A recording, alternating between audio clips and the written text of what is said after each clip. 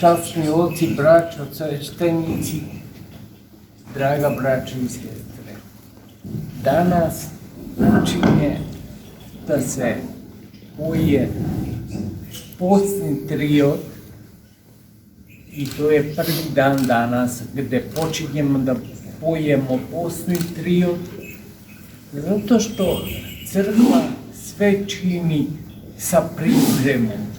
Ništa nije naglo i odjedanput, tako da i ova sveta četrdesetnica ne počinje na dan čitog ponedeljka, kako mi kažemo, nego počinje priprema od današnjeg dana. 4 nedelje pre početka svete četrdesetnice je početak ovog postnog trioda.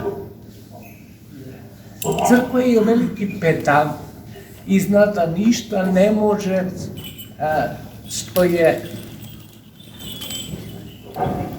naglo da ima uspjeha u opštem životu kod čoveka, nego najviše potrebna je priprema za značajne događaje u crkvi. Tako da za Vaskrs vidite koliko potrebna je sveta četrdesetnica da nas pripremi za taj najveći praznik koji imamo u životu uopšte, ne samo u crkvi.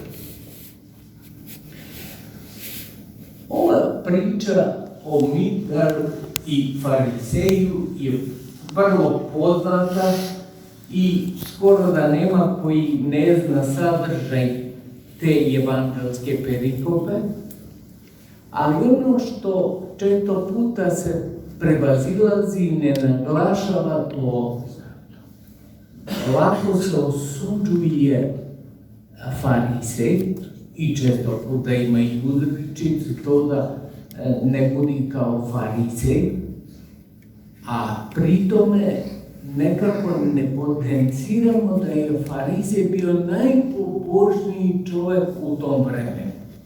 I kao što smo pročitali danas, ispunjavao je sve Božje zapovesti i postio 2 puta u sedmici, davao 10, sve što je propisivalo Stari Zavet, sve i on izvršavao.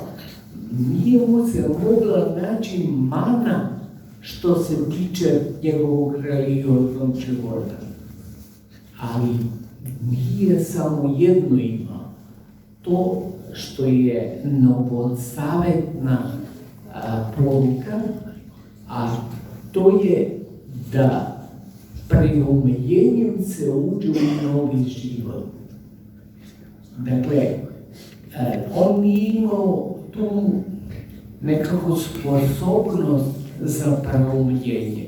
Mislio je da je dovoljno to što radi, ali sve nas to upućuje koliko nije dovoljan bio Stari Zavet.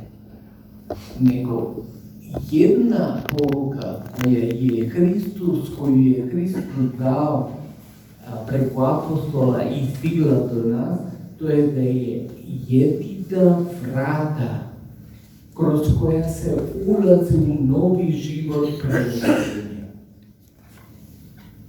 To je pokazao carin ratnik. To je pokazao pred svima da nije imao dela kao što je imao Farizej. Nije mogao ničemu da se pohvali, ali imao je samo jedno: pomiluj me Bože. To je vrlo važno da u našim životima da imamo tu meru za svih događaja u životu. Jer mi se spašavamo, tačno je sasvim to, kaže i apostol Pavle, da se milošću Božjom spasavamo. Normalno potreban je i trud naš, potrebna su i dobra dela, ali neizostavno milošću se Božjom spasavamo. 1000 dobrih dela da imamo. Da imamo i takav život ko što je imao Farisej. Ne možemo sami da se spasimo. Eto, ta je neka razlika koju nam nudi ovo evanđelje, ili perikopa evanđelja, da shvatimo da sve i da steknemo u životu.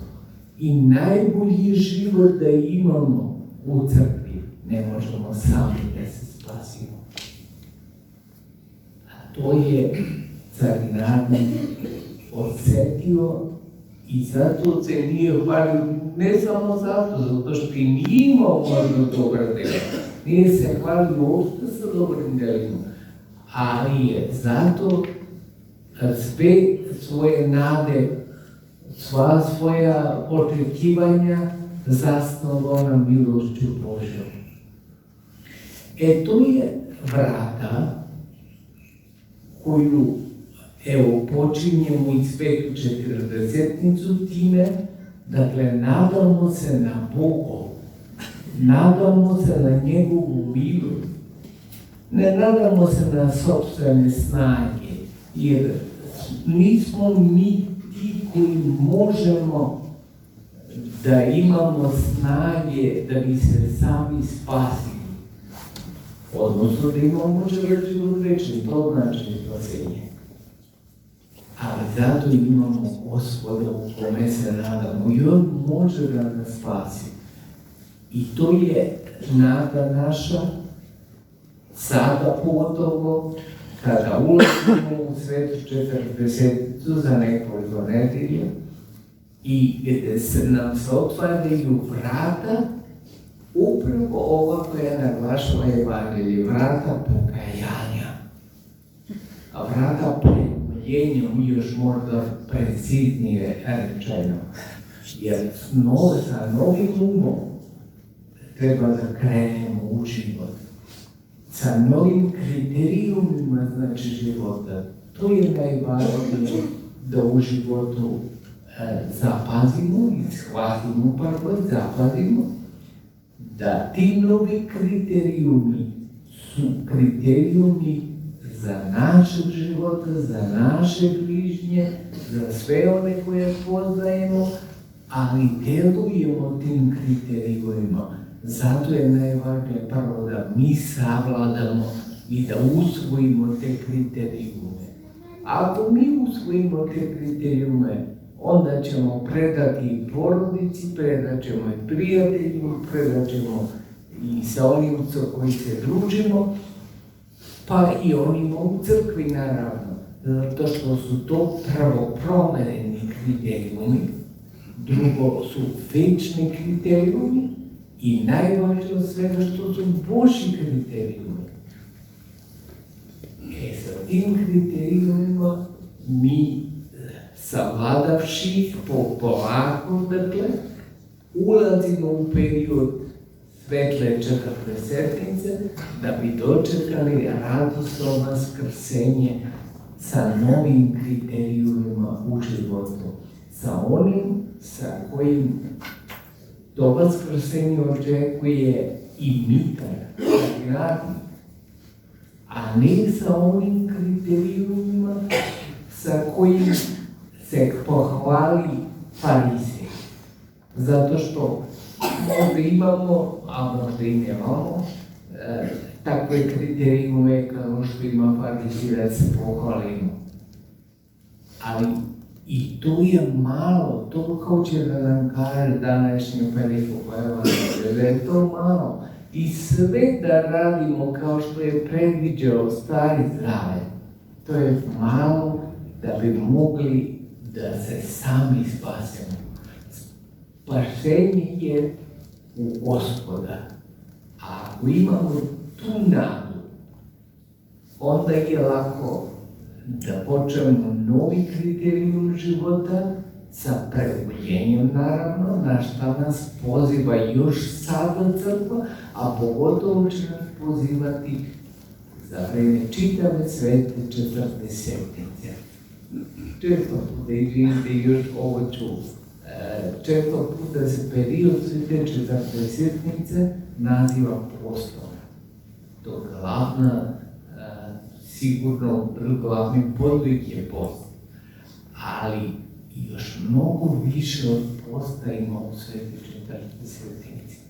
Znači, to je oblikovanje ličnosti, nije samo post u smislu da ne jedemo mrsnu hranu u vremenu tog perioda, nego treba da oblikujemo našu ličnost sa tim novim kriterijuma koji, evo, slušamo još od danas, slušat ćemo i naredne sedmice. Recimo, priča o bludnog sina je naredna nedelja, koji je potresno egzistencijalno. I ostale priče, naravno, koje nas pripremaju za jedan period, kao smo rekli, period preugljenja, koji nije samo uzdržanje od mrsne hrane, nego je čitavo preugljenje koje dolazi kao novi način života. Eto, braći i sestre, milost Božja neka bude sa vama, neka vas hrani, neka vas čuva sve dane života vaše i neka vam da sa lakoću da prođemo ovaj period Svete četvrte sedmice i da dočekamo Vaskrsenje Gospodnje, kome svi mi da se radujemo zato što imamo čime i Bog nam je dao da je veliki dan da se radujemo. Ispolo